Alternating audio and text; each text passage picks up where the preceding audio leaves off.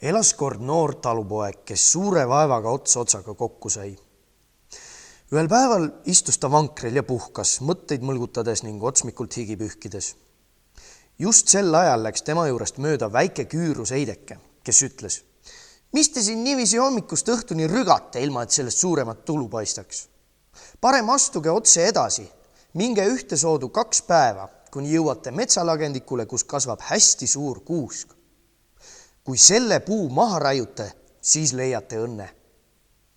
Seda polnud noormehele vaja 2 korda öelda.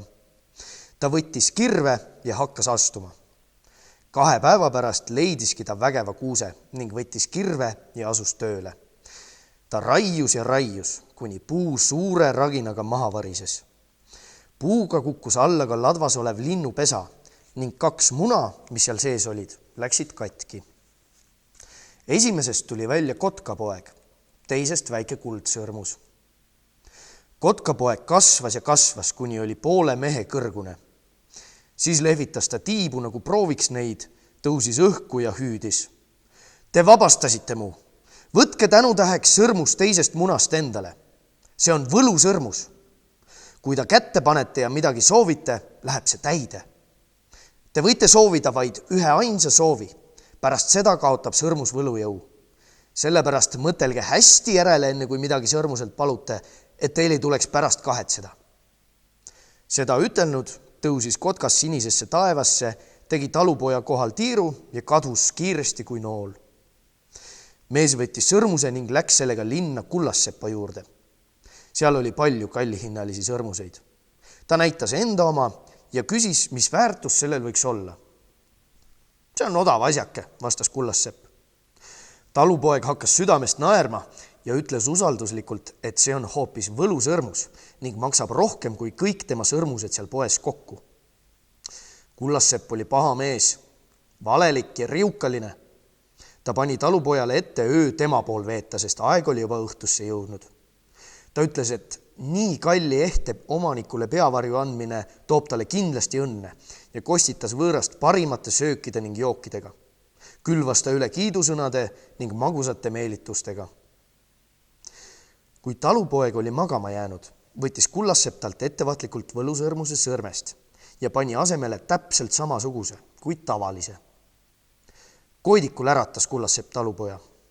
Soovides temast võimalikult kiiresti lahti saada, ütles ta mehele: "Teil on täna veel pikk teekond ees, toimite targasti, kui kohe varakult teele asute." Nii kui talupoeg oli lahkunud, läks peremees kiiresti oma tuppa, pani luugid kinni, et ükski kõrvaline pilk teda jälgima ei satuks ning lukustas ukse. Seistes keset tuba, hüüdis ta sõrmust keerates: "Ma tahan, et mul oleks otsekohe 100 000 franki." Vaevalt sai ta need sõnad öeldud, kui hõberahasid hakkas sadama nagu aavarrest. Need pudenesid üksteise peale nii paksu kihina, et põrand ei pidanud vastu ja Kullassepp langes keldrisse ning heitis hinge raha raskuse all. Vahepeal oli heas tujus talupoeg ilusasti koju jõudnud ja näitas sõrmust oma naisele. "Mu kallis," ütles ta, "edaspidi ei tarvitse me enam millestki puudust tunda, aga peab hästi tõsiselt mõtlema, mida me soovime." Naisel tuli otsekohe pähe hea mõte. "Kui sooviksime endale õige selle põllutüki, mis jääb meie maalapi kõrvale, see oleks ju tore, kas pole?" "On küll," vastas mees, "aga kui me aasta läbi hoolega töötame ja meil natuke ka õnne juhtub olema, siis võime selle põllu niigi osta." Seepeale mees ja naine rügasidki terve aasta tööd teha. Neil oli ka õnne. Saak tuli erakordselt hea ja nad mitte üksnes ei ostnud ära kõrvalpõllu, vaid panid veel kenakese summa sukasäärdegi. "Niisiis," ütles mees, "on meil nüüd põld ja võime lisaks veel midagi soovida." Naine tahtis saada lehma ja hobust. "Aga mu kullake," vastas mees taskus raha kõlistades, "miks me peaksime oma soovi niisuguse pisiasja peale raiskama? Selle lehma ja hobuse saame niikuinii." Ja tõepoolest, aasta pärast ostsidki nad kokkuhoitud rahaga endale lehma ja hobuse. Mees hõõrus käsi ning ütles rahulolevalt: "Jällegi on aasta möödas, kus me saime kõik, mida tahtsime, ilma oma soovi kasutamata. See õnn seisab meil veel ees." Naine aga käis peale, et nad kohe selle soovi ära ütleksid. Ta lausus kurjal häälel. Jäta juba see venitamine, ma ei tunne sind enam ära. Varem hädaldasid sa alati ja tahtsid igasuguseid asju. Nüüd aga, kui see tõepoolest võimalik on, sa kõhkled ning lased meie parematel aastatel mööda lennata. Sa võiksid olla kuningas, keiser, krahv, pururikas talumees, kel kirstud raha täis, aga sina ei otsusta ega otsusta. Jäta oma korrutamine, vastas mees. Oleme veel noored ja pikk elu ees. Meil on vaid üks soov ja siis on sellega lõpp. Kes ütleb, et meil ei lähe seda ühel päeval väga-väga vaja? Kas sul on millestki puudu? Kas inimesed niigi ei imesta, kuidas oleme sellest ajast peale, kui meil on sõrmus oma eluga edasi jõudnud? Ole mõistlik.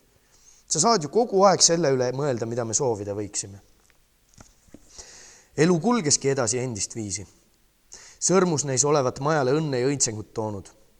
Iga aastaga täitusid laudad ja aidad üha enam ja enam ning pärast pikki aastaid oli viletsast talupojast saanud rikas talumees, kes koos oma sulastega päevast päeva töötas.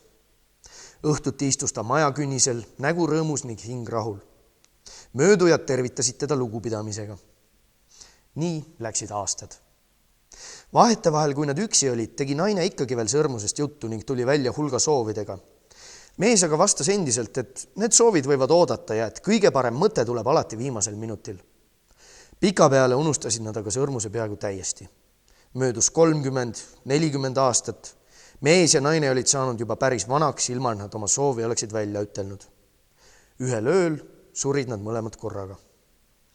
Kõik nende lapsed ja lapselapsed tulid kodumajja.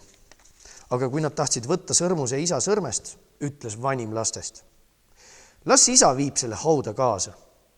Selle sõrmuse ümber oli kogu aeg midagi salapärast. Võib-olla oli see mingi mälestusese. Ka ema pilk jäi sõrmusele tihti peatuma. Ehk kinkis ta selle isale nende nooruspäevil.